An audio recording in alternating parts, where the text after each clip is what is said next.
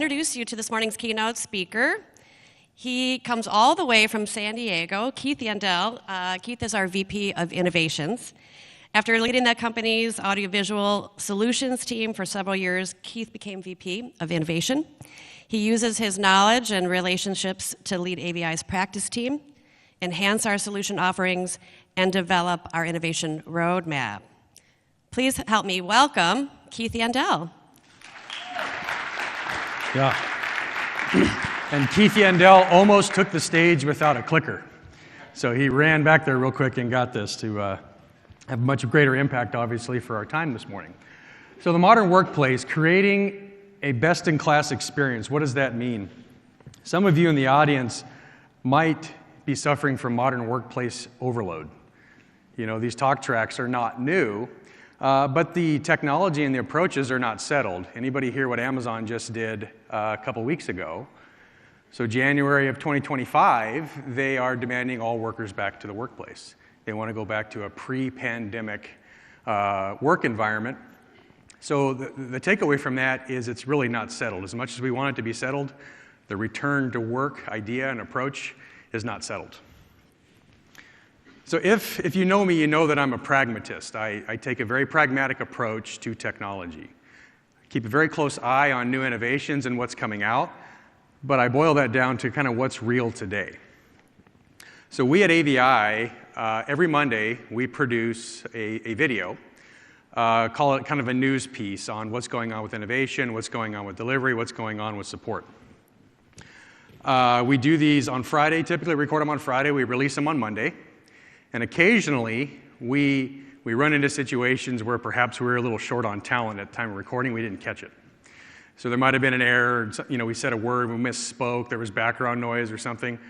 But think about a pragmatic approach to AI. Who here uses AI maybe as a hobby to produce music or visuals or video, kind of tinkering with the technology?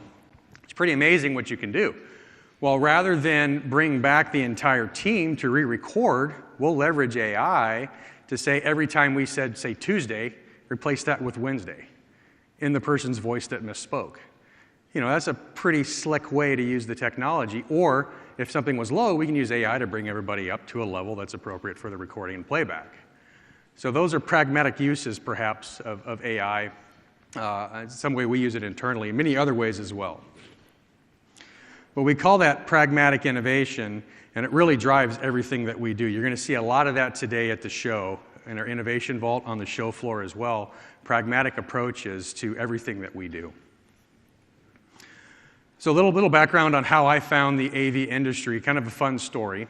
So oddly enough, while I was in college, I found a part-time job at an aviation services company. One of the things they would do is buy decommissioned aircraft, and the front half of it they would turn into a trainer or a flight simulator, so the front half of the fuselage, say.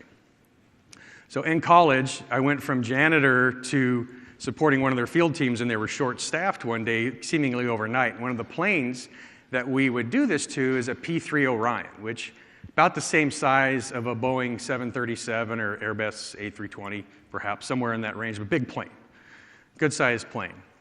So here I am, a teenager, not knowing a whole lot, and my job, you know, as the youngest person of the team, got all the dirty stuff. I had to cut the plane in half. I had to take the wings off, and I had to cut the tail section off, load it onto a flatbed trailer to get back to our shop where we could outfit, you know, where the windows were, we'd put screens and all the things. That's my kind of introduction into the AV industry or technology at large. None of this was very safe. You know, it was a definite get it done as quickly as possible, kind of disregard for safety. Imagine laying on top of this round surface trying to cut that plane in half with a gas-powered saw. A lot could have gone wrong, you know, could have slid off and obviously got hurt. But nonetheless, we made it through. And, you know, not unlike the challenges we're faced with AI, trying to weave it into what we do every day, trying to leverage this technology in new ways. So this image behind me, so this scenario I'm painting for you took place in the 90s. Didn't have smartphones in our pockets. You know, didn't catalog every waking moment of the day like we do today. So I had to try to find imagery to tell that story, and it really didn't exist. So this is AI's interpretation through a series of prompts to finally get to a person standing in front of a big plane. And this loosely represents what a P-3 Orion is. There's some errors in it. There's too many propeller blades and that kind of thing. But nonetheless, it's close enough, and AI got me there in absence of not having the imagery. So that's another example of how we can use AI to tell a story. So how does Microsoft look at AI? So Satya Nadella, CEO of Microsoft, I'm going to read this to you.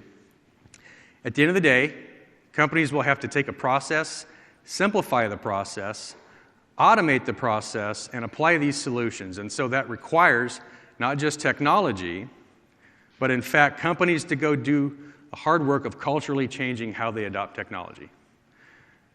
I'm guessing most of you use AI in some form or fashion, but if you're like me, you still struggle with how to bring it into your day-to-day. You know it can be a force multiplier for you. If you open up a Word document, you'll get that prompt right there, help me write my document. What I'll tell myself is AI doesn't know what I want to say, only I do, and I'll start typing it. That's an example of how we have to start to think differently about this technology and start to lean on it more and more to get more done in a day. So what does that mean for modern work? Modern work has absolutely changed. We hear things like, earn the commute, magnet versus mandate, or create a workplace worth returning to. We hear these things, and we might ask, are we really trying to compete with the comforts of home? And I'd say we'll never win. We'll never win trying to compete with the comforts of home. Home is a great place for heads down work, but let's look at what else we have there. We have a pantry, right? Unfortunately for me, I probably go by it too many times in a day. We have control over our environment. I can set how hot it is, how cold it is. I can adjust lighting. A lot of things that I don't have effect on in the office, by and large, I have effect on at home. So we're not competing with the home. What we need to be mindful of is creating experiences in the office that we can't get at home.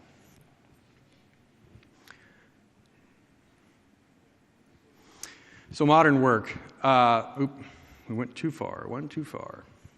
Let me give you an example, maybe paint the picture for my own home office environment.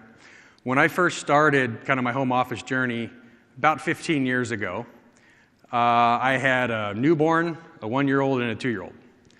We lived in a small house. My office was in the corner of the master bedroom. Not a lot of concentration going on there with that chaos with the kids. I would have loved to go into the office to get some work done, but at the time we didn't have a spot in our local office for me to work, so I was kind of marooned at home, so to speak, making do with what I had. So that's an example of a non-ideal work environment. Fast forward to today, I have a home office that's detached from the house, so any noise going on there doesn't bother me. I sit in front of a window, sit-stand desk, ultra-wide monitor. Anybody here make the leap to ultra-wide, 21.9 or 32.9? Took me a while to get there, but I'm sold now. So Windows 11 has some improvements to where it makes it feel like multi-monitor as you drag applications around. So you learn to operationalize that. It actually cleans things up. I find now if I'm on a dual monitor situation, I spend more time fiddling around with what I want to see where than just parking it and getting work done. Anyways, that's my own personal experience. However, as good as that sounds, there's environmentals that drive me crazy. So Monday's trash pickup day. So living in San Diego, it's pretty mountainous, and those mountains do a really good job of amplifying and reflecting sound. And my neighborhood is kind of a labyrinth of roads, and at any given time, there's a trash truck, there's a recycle truck, there's a greens truck, thumps, bangs, booms, and beeps from pretty much 8 a.m. to noon, and it's tough to have meetings in there. AI does an excellent job of getting rid of that background noise for the far end, but me as the local participant still goes crazy with all that background noise. So then Wednesday is seemingly yard work day. It's like everybody's doing the same thing at the same time, and the distraction's there. So those are examples of when the home environment may not be ripe for concentration, and the office is maybe a better position. So the takeaway, the office is not competing with the home. It's providing experiences, I would say, on par or different than you can get. So the office, we shouldn't have situations where we have hot or cold rooms. We shouldn't have poor acoustics, uncomfortable furniture. Those days are gone because our expectations are higher. Who here has been to the Sphere in Vegas? Any U2 fans in the audience? So this picture really doesn't do it justice. But I went there, so I was there for a conference a few weeks ago, and part of the package was a night at the Sphere, and this was the U2 V2 experience. So not live, but a recording of a U2 concert that had taken place there earlier in the year. And the experience was amazing. There were periods where I actually thought it was a live concert. You were so immersed in it, because the way they recorded it was an entire kind of panoramic recording of the Sphere itself. So you were as immersed in that, including with the audience that was there at the time, as part of the show. And they went through all these different kind of stage designs, and this stage would rotate, and it looked so real and so 3D, you feel like you could reach out and touch, the artists. The other thing that really sold it, these lights, they stayed static as if they were really there the entire time and really gave presence. I'm kind of geeking out a little bit, but it blew me away. It was an amazing show. How about Planet Earth? Have you seen the Planet Earth experience at Sphere? So this was a visually rich experience, but Planet Earth brings in the senses.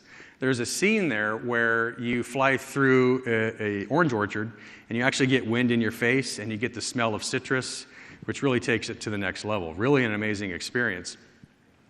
I didn't know, when we first walked into the Sphere, I saw these giant, what looked like maybe, long throw speakers, if you will, or drivers across the floor. Come to find out they were air cannons that would blow air, obviously, and introduce these smells to you as the audience. But a really, really unique experience. And I say all that not to, say we're going to put spheres in our offices. That's not the case. But we do need to be thinking about experiences. We absolutely need to be thinking about experiences. People come to the office for three things. It's community, consensus, and experience. When we say community, those are spaces that encourage productive conversations, with minimal effort. It just feels right. We're able to, be communal and converse. When we say consensus, think of a project team trying to arrive at a next milestone. We're trying to agree on a go-forward plan, consensus.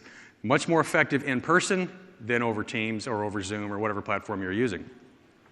Experiences. Think of the furniture, think of the environment, an experience you can't get at home, a flow to the building, an experience within the building that sets it apart from everything else. Those are the three pillars why a person chooses to come to the office: community, consensus, and experiences. So Elon Musk, I'm going to read this. Talent is extremely important. It's like a sports team. The team that has the best individual player will often win, but then there's a multiplier from how these players work together and the strategy they employ. All of this we're talking about really boils down to attracting and retaining top talent. That's what drives organizations, that's what drives companies, top talent. Attracting and retaining top talent. So how do we do that? Well, one of the main problems we have, I would say, is a visibility problem. So why I choose to come into the office is largely driven by knowing what I'm walking into. So what workspace technology is available to me? Am I going to go to the office and have an inferior experience? Am I going to be fiddling with cables? Am I going to be fiddling with different things to get my day-to-day work done? I want to know what I'm walking into. I want to be able to make an informed decision as to the space I'm going to work in. Others in the office. Who's gone into the office only to find an empty building? Ask yourself, why did I drive in today? What's the point? And then when you start walking around that empty building, you're like, I wonder if that coffee cup's actually clean. Who's been here, right? But who else is in the office? There's technologies that can help us solve this. And now quiet focus rooms. I'm a loud talker, as an example. I know that when I'm in a meeting, on a call, I'm a distraction to everybody around me.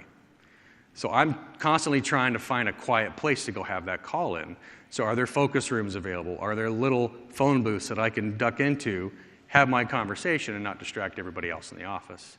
Having that visibility and knowing what's there is very critical. And then lastly, available collaboration spaces. If we're going into the office, community, consensus, and experience, that means there's other people there. We need places to meet and move initiatives forward, or collaboration spaces. So lucky for us, there's a lot of tech that's come out in the last year or two that can help us solve this problem. So Logitune is an example. That's a platform right from our phone where we can make a very informed decision as to what spaces are available, even who else might be in the office. App space as well. Microsoft Places. Who here would like to see a Places demo?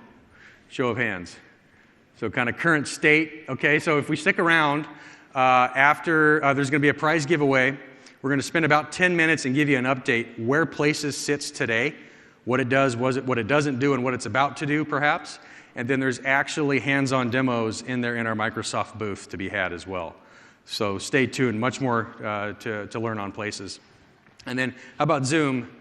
Any customers on Zoom in the audience? So Zoom Workspace. Zoom Space Reservation is a pretty compelling experience now. It's come a long way. So you'll be able to see that in our Innovation Vault. But all these tools are there to really help us make an informed decision when we go into the office. And really, to kind of reiterate, this is an example of that booking experience, but we can now filter by workspace. What's the technology? Where is it located in the building? And, am I by a window, perhaps? But then on the next layer, who else is in the office? Now, you can choose to expose this or not, but there is value in knowing who in your project team is there to make that informed decision to come in. And then if we layer on AI, what you're going to learn today about Places and where it's headed, AI or Copilot kicking in, making recommendation, hey, so-and-so is going to be in the office, you might consider coming in on Tuesday. So all those things are rapidly evolving and becoming available.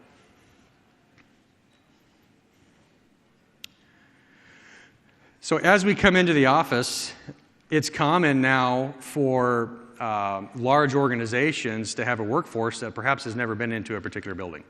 So they're not familiar with the floor plan. They're not familiar with, is there a cafe on the third floor? Where are the restrooms? Those sorts of things. So wayfinding, not a new technology, but definitely coming back into relevance in the form of that worker coming to the office unfamiliar with the space. So how can I find that workspace that I reserved through my application? Also, while we're there, why not, again, improve that experience, something better than I get at home? Yeah, we can all check traffic on our phone, but we have to remember to do so. What if we had that at the ready in signage so people know when to hit the road before traffic gets bad around town, perhaps? Now, offering a broad range of technology. So a lot of this is specific to co-creation or sharing of ideas. So thinking about organizations having the ability to tell their unique story. So customers in the audience, you all have customers of your own. You need mechanisms to tell your story. Talk about your products, talk about your services, your locations, the history of your organization, giving pedigree to your customers about your organization. So there are purpose-built tools that allow you to do that in a way such that, say, part of your sales force, perhaps, they're not in the office very frequently, but if they have a very reliable tool, they know they can schedule time with their customer, sit down, have that meaningful walkthrough of who they are, and identify next steps. How about in-person quarterly meetings? So think about bursting within your office. It's largely empty, but now you have an all-hands meeting. And that likely happens in a flexible space, a space with furniture that moves around. It'll go from road tables like we're in now to a horseshoe for the next modality, but yet there's always some portion of the audience that's remote and need to dial in. Now, do we treat them as second-class citizens? They don't need to see who's actually talking? No, the expectation now is that we can clearly understand who's talking in that giant room, a room like this. So technologies and AI give us the ability now to support that flex environment with a best-in-class experience for the far end as well. So enterprise-grade AV. So we've been on a bit of a crusade, I would say, to change the way we do what we do. Us AV integrators have been guilty for far too long of overcomplicating things. Who here has experienced an AV system that nobody knew how to use? Yeah, I think all of us. You knew it was amazing, but you couldn't figure out how to get to the amazing kind of thing. So we're not doing that anymore. A lot of that was enabled by the platforms. So by Teams, the Teams experience, Zoom experience, and so on, WebEx really narrowed down the realm of the possible in terms of the control front-end experience. But we take it a step further on the back-end solution sets. So let me give you an example, maybe get a little geeky here. if you have a room that accommodates less than 10 people and say 55-inch displays are appropriate for the room, so this is AV geek kind of stuff, should there be any AV technology installed in the ceiling? No. No. Thinking it's a meeting space. We might share content locally with teams. We might be on a Zoom call, Teams call, WebEx call. That's video bar all day long in that type of space. That's an example of enterprise-grade AV where we bring just the tech that's needed for the solution. Why would we be in the ceiling? That's unnecessary complexity in that particular example. So enterprise-grade AV is really what drives us. What you see pictured here is one of our Velocity solutions. This is our Velocity signature system, which is on display in the room to your left there. But it really represents that where enterprise methodologies meet AV technology. AV that feels like good IT, solutions you can drop right into existing environments without a ton of infrastructure upgrades. Also in our innovation vault, so that's a Velocity system. It's since expanded since we launched it. We launched it about 5 years ago. And Velocity now includes workspace solutions. So think of that sit-stand desk with a docking station, monitor, keyboard, mouse, webcam. Also wayfinding solutions. So it's a complete solution set for the modern workspace from the moment you walk in the door to the desk that you sit behind to the meeting room you go co-collaborate in. Complete Velocity portfolio across multiple platforms. So on display here in our Innovation Vault. So that storytelling experience that I mentioned, that executive briefing center, that purpose-built tool to convey what you do as an organization to your customers. We have an example of that in the Innovation Vault as well. Executive briefing centers are not new, but the software and solution sets have become much more refined in recent times to really get to, that messaging. And a lot of customers struggle with where to start. While there's some commonality, you all have a history, you all have locations, you all have products and services that you sell, you all have leadership teams that you might want to speak to.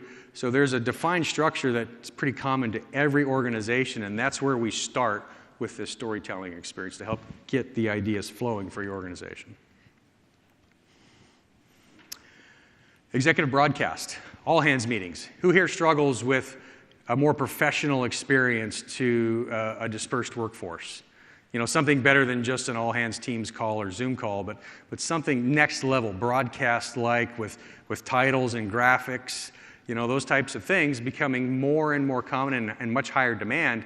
Technologies have come a long way to automate much of this. We recognize our customers are not broadcasters, but they would definitely appreciate that broadcast quality experience for their employees. So we've worked really hard to get down to a single button experience for, say, the CEO. We build, call it a mini studio, much like gamers use today when they're, streaming, out to Twitch and so on. There's a lot of automation to be had. One button, I'm on air, I'm doing my thing, and I'm done. That's really what we're after. Now, those all-hands meetings. So this is a demonstration. This picture here is not a system you would install in this form factor. It's for demonstration purposes only. But what we're conveying there is those configurable spaces where furniture moves, where there's different modalities, but large audiences. We still want to capture that talking headshot of anybody in that room so the far end knows who said what when. So how do we get there? It's a combination of many different tools, but if architected and executed correctly, it really is a best-in-class experience for the far end. And so we're going to show you that in our Innovation Vault here in a few minutes. So all this to say the workplace has really been reimagined. The whether to work from home, whether to go into the office, still not settled, just like we saw with Amazon. Who here has some mandates around, like, say, a 3-2, 3 days in the office, 2 days at home? Yep. Or 4-1, any 4-1s? And then who here, there's no set policy, work from anywhere? So a few of you? Yeah. So we still need to think about how we approach this and how we solution for our employees the technology that makes them the most productive people they can be. So all that to say, there's a ton of tech here at the show to help us navigate these riddles, if you will. for joining us today. We're going to send you our latest ebook that talks about all this. It's less about tech, it's more about environments. It's more about the furniture, the strategies behind outfitting your spaces to really, creating those convenient collisions of thought leaders within your organizations to really move initiatives forward. This ebook, you're really going to enjoy it. We built it alongside HOK, a globally recognized design firm. So a lot of good nuggets of information in that. Little housekeeping now. This is our show floor. It's also available on your apps if you downloaded the AVI events app. But managed services. Who here is on ServiceNow? Who here is planning to go to ServiceNow? Yeah, it's usually about half and half. But we've worked really hard with the ServiceNow platform to where we can be an extension of your ServiceNow instance for monitoring, management, remediation, and reporting. Also, AVI Vision. Vision is our digital experience for our customers. I'd like to say for all things past, present, and future. So you can look at all projects in flight, all past projects, as well as a full service management portfolio. So those demonstrations and discussions are available here at the Managed Services booth. Education solutions. Higher education in the audience? Yep, K through 12. Okay, great discussions to be had here around catalogs and different solutions. If I were to boil it all down, we have solutions, perhaps it's a tagline, from the football field to the classroom and everything in between. Esports experience. Universities, anybody here with esports experiences? Anybody struggling with kind of where to start with it? You need it, but don't know where to begin kind of thing? So there's going to be some panel discussions, success stories, because a lot of this gets into, okay, we know we need it, we know we can attract more students, get more enrollment, but how do we pay for it? And then on top of that, what else can I do with that technology besides it be an esports experience? Well, cybersecurity labs is another use case for those esports experiences. So a lot of good discussion there on those technologies. Places.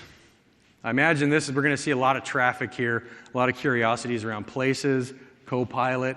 It's a signature Teams room as well. We've also got a Surface Hub version 3 there, so you can see the latest version of Surface Hub in action alongside that Teams room system. And then last, our Innovation Vault. The doors are right here, and it's a structured walkthrough. Anybody been to IKEA? Okay. Be ready. It's an IKEA-like experience. But we're going to stage here, and then we're going to zigzag through these different workspace experiences all through the Innovation Vault. Really going to be a lot of fun. I think you're going to enjoy it.